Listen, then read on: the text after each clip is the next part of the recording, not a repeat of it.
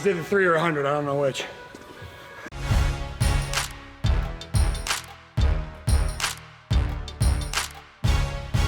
Today we are talking about the touch and go push jerk from phase 3. We wanted to make sure that you guys kind of understand what the meaning behind this is programming wise, and then what we look for in terms of execution.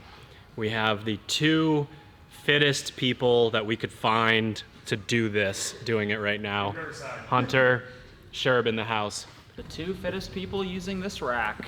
It's like creating one of those leaderboards. That just Custom leaderboard. Custom leaderboard that just filters to you Fittest two. 5'8" guy in this rack with this barbell. And we're just gonna go through, kind of watch them warm up a little bit, talk about what this is, and then I'll either point out what I like about what they're doing, or maybe I'll point out what I don't like and see what we can change. Within our sport, we have the spectrum of like all the way to like a 3x10 bro doing his lifting in a Globo gym, out to some sort of ridiculous 1 hour, there's 900 overhead squats and run 12 miles and 57,000 GHDs. We have this whole spectrum, and we have to be good at all of it, and we have to find the pockets and areas where we can maybe blur the lines a little bit between the strength world and the conditioning world. So we've done a lot of strict press and bench press so far. We've done a bunch of push press, and now we're transitioning a little bit more into something that's going to make us stronger, but also get us better in actual conditioning pieces. So we got 9, 7, 5, and then a heavy double to finish with this push jerk. And we have it listed as touch and go because for at the very least, the 975, we really want people moving through it like they would in a Metcon, but because it's not in a Metcon, it can be heavier and we can get better at it at the same time.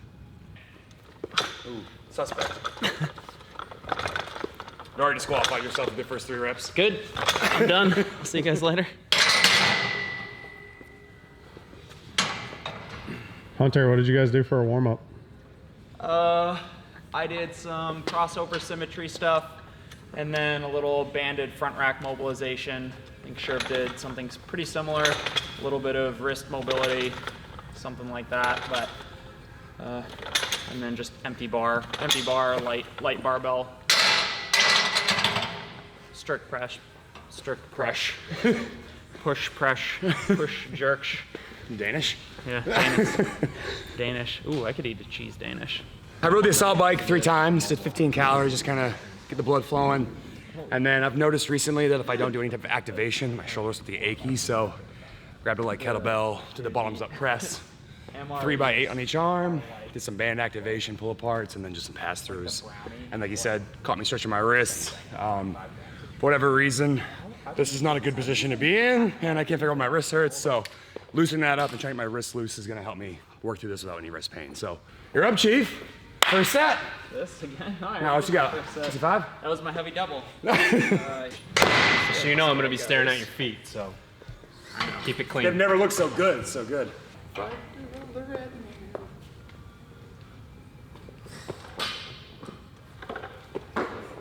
Sense your judgment.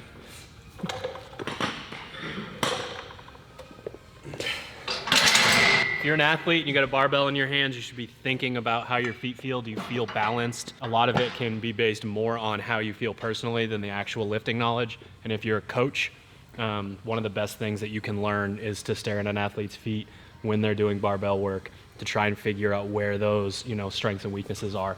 We want to make sure that if their heel does leave the ground to get that extension, when it comes back down, it doesn't cause the toes to come up. A lot of people will rock onto their toes so hard in extension, slam their heels back down that you almost sort of rock your foot back. And if you're trying to catch heavy weight overhead, having the surface area of your foot go from your whole foot to this tiny little area, it's not going to work that well.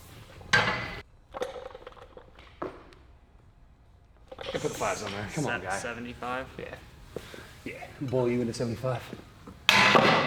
Wait, your first set's at 175? Yeah. It's fine. Is that too low? That's fine. How much do you push shirt? I think my best is 285, 275. What is 275 times 0.7? 205. 72 off that. 192.5. I want this to be heavier than you would go in a Metcon for a set of 9. So if you saw that there was, let's say, 185 push jerk, a set of 9 to open, would you clean it and put all 9? If I was fresh? Yeah. Yeah. Okay, so then this should be heavier. It is important to pick a good starting weight and then know, like, I only need to go up 5 or 10 pounds for my next set. Yeah, that's Safety first. what's gonna happen. Safety first. Ted, this is my first set. Okay, this is when I max. What'd you end up deciding on? 365. Perfect. 195. Oh, ahead of this 7%.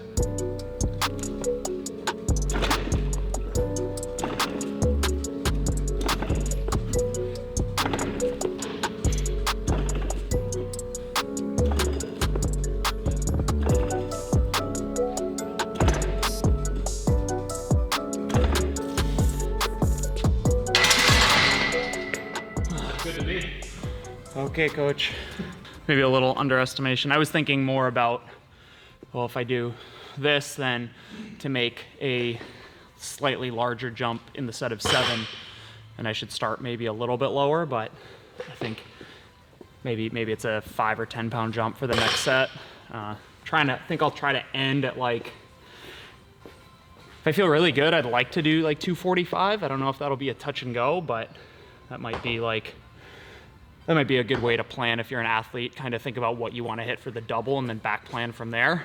But I'll definitely need to hit a single or a double between that set of 5 and that set of 2 as well. So, oh my God, I'm out of breath. So unlike Hunter, I haven't always been this puny. So I'm not sure what I should use for a weight. Probably back in the day, I could push jerk 320, 335, so in that ballpark. Certainly not 340. Certainly not. Yeah, you're puny. So, real direction here is what can I put over my head now? Absolutely, I'm a bully. Probably 300 on a good day for one. So, 210. Yeah.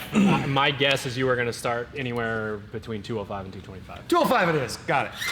I always wanted to do unbalanced grace. I'm gonna be any slower than my real grace.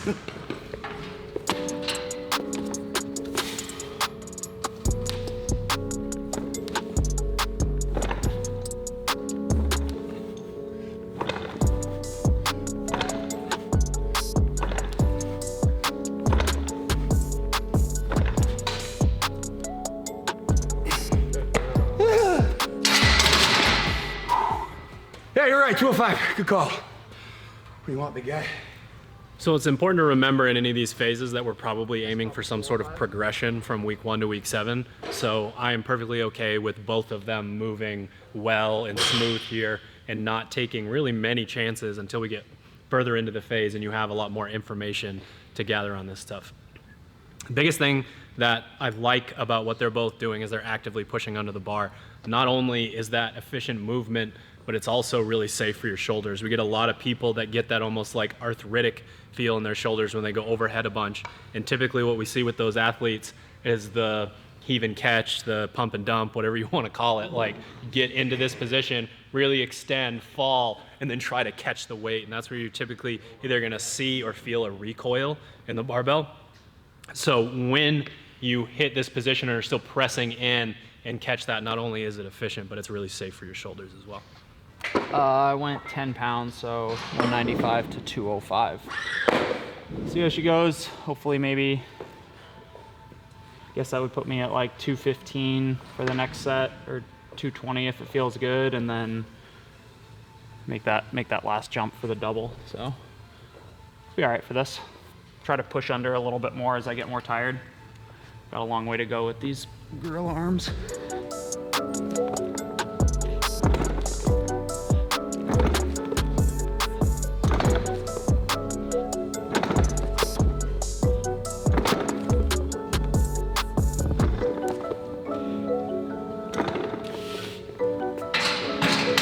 $200 kilos on the bar. Central East.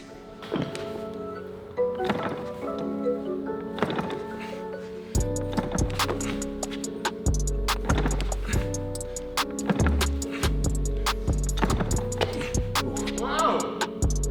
A little wonky. Not a split jerk. Oh, oops. What happened on those two? So One other thing I have to work on, bring that bar back down, is making sure that when I catch it, it's in the pocket and not down on my chest. And the one that was down on my chest caused me to get pulled forward, which is why that right foot went a little wonky on me. So on the next set, we'll point the camera at Sherb's feet just so you guys can see. He goes a little bit wider. We like that for the touch and go push jerk, but not in the name of internal hip rotation. So as it starts to get heavier, the challenge with him is always, can he still create the arch, have the knee track out over the foot? Because otherwise you're really not going to be able to get into a solid position. So we like the wide stance, but we're not trying to internally rotate. 215, maybe 225? You can do this. Yeah, you can do this. I believe in you. Guess we'll find out. Sure will.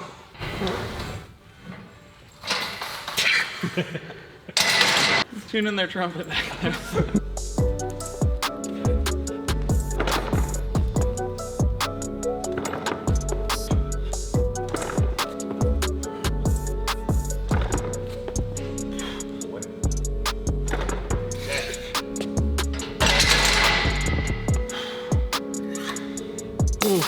That looked heavy. It was heavy. Hunter's a really good example of why you want to try to move properly in your warm-up reps, your warm-up sets, all the way up through that, because when you pay attention to your movement and you stay dynamic while you're warming up, you then continue to get better as the weight is on there. Like he said, his foot movement wasn't great, but it's more just like the slightest like wrong move with that amount of weight overhead feels different. I actually thought that it was a little bit better. So again, it's tough sometimes. You see people moving like crap in their warm up, and then they're just pogo sticking all around the gym, and they're, you know, broken in the middle and all this stuff. So being really mindful of how you move while you're warming up, like all of his stuff looks pretty similar, and it's boring, but it pays off.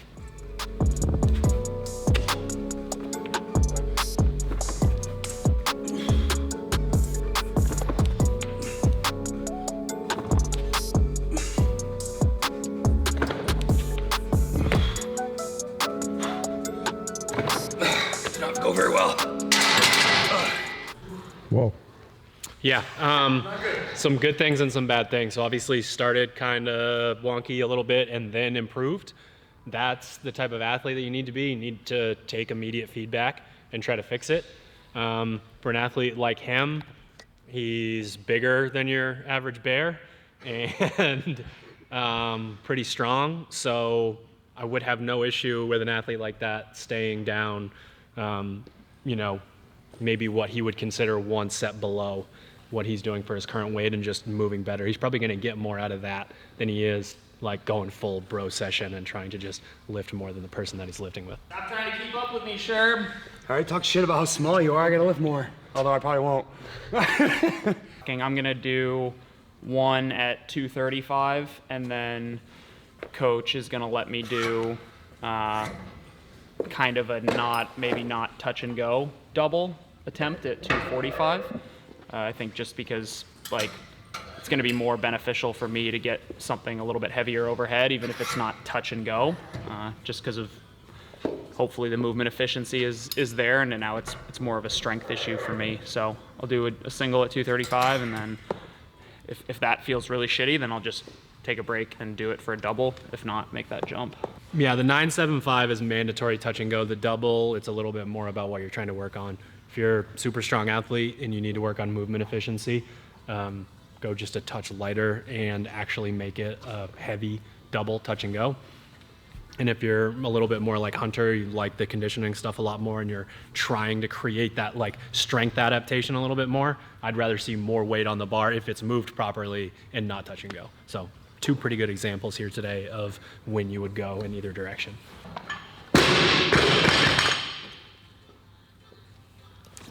Hit my chin. Did you? Yeah. This Cody's not here. Bummer he's not. Gonna put some fucking weight on that bar? Shut the fuck up, Cody. Squat Always it. gotta do one back squat like that. Try and squat it, Cody. Did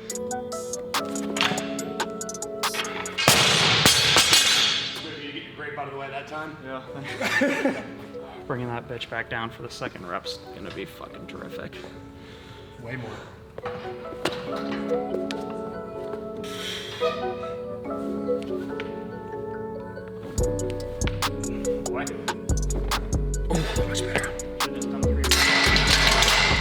I was just kidding my last time I did 5. Jokes. Made up for that abomination that was a set of 5.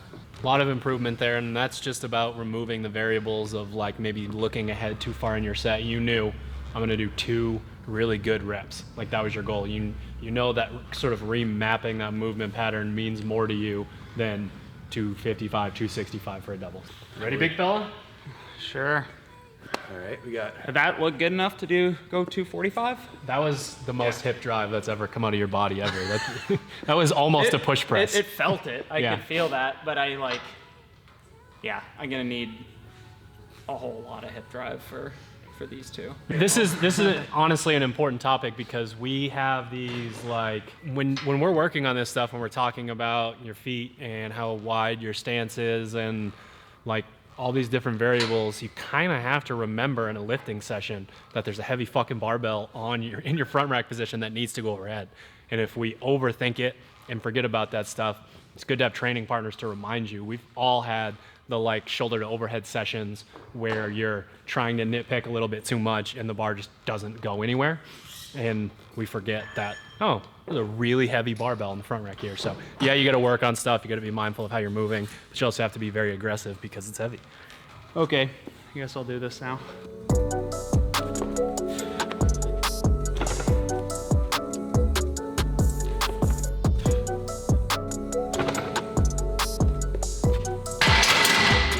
If only you didn't have to bring it back down. You do that for about 80. Yeah. All jokes aside with this stuff, Hunter is really moving through some great movement patterns, and he might not love the jokes about his 1 rep max stuff, but when he's repping the weight out and I'm standing there either gassed or not having the same stability, this is what our sport is. Our sport's being able to repeat things, even at 60 to 80% of what our 1 rep max ability is. So that's why we do these kind of sets at certain points in the year, to make sure that we're like, could what I'm working on actually have application within the sport and not just a cool Instagram story. Yeah. Sure, but we need a thumbnail. 3, 2, 1.